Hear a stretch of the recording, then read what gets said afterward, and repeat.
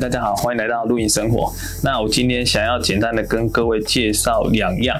我最近正因为进入秋冬，那早晚温差比较大的时候呢，2样，一个是在帐篷内做一个暖房的，然后一个呢是在帐篷外做一个烽火台取暖使用的一个产品。那左手边的这一个呢是黑色，它的色是设计的色。那我主要是用在我的帐篷，我的帐篷是迪卡侬 4.1 的黑帐。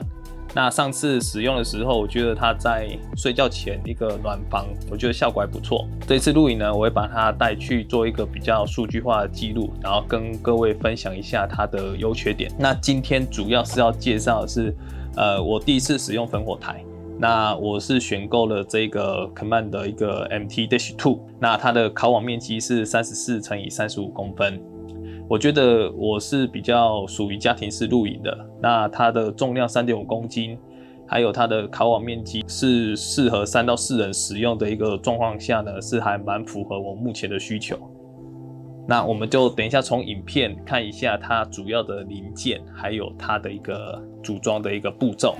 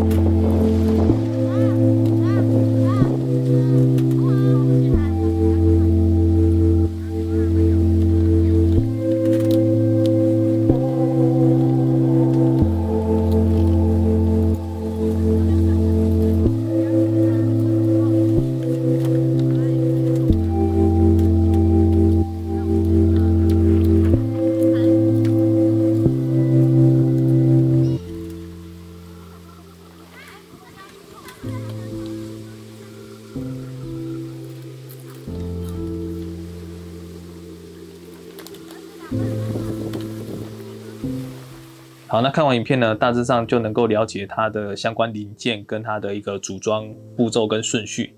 那我要补充一下是它的这个接灰盘，它的接灰盘跟它的底部呢高度只有6公分，所以你在使用的时候，你还是要依照营地的相关规定要不然那个草皮去受伤之后，大概半年要再生长的话，都会有点困难，所以我们还是要符合营地的规定。那如果你是野营或者是户外使用的时候，你相关的一些使用的器材啊、垃圾啊，也一定要随手带走，不要把这些垃圾留在美好的环境里面。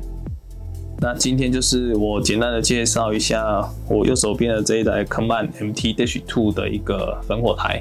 那如果你有觉得更适合家庭使用，或者是优点更多的烽火台的话，也希望能够在留言处呢推荐给我，那也许是我下一次在购买的时候做一个参考。进入秋冬的时候有需求在帐外取暖或者是做烤肉动作的一个路友呢，多一个参考选择。那我们今天影片就到这边，那我们下次见喽，拜拜。影片中呢列出的是这次环岛到访的6个营区。我用影片记录我一家露营生活的足迹日记，希望你们喜欢，也希望能提供给你们有用的资讯。欢迎订阅、开启铃铛、追踪我们。那我们下期见喽，拜拜。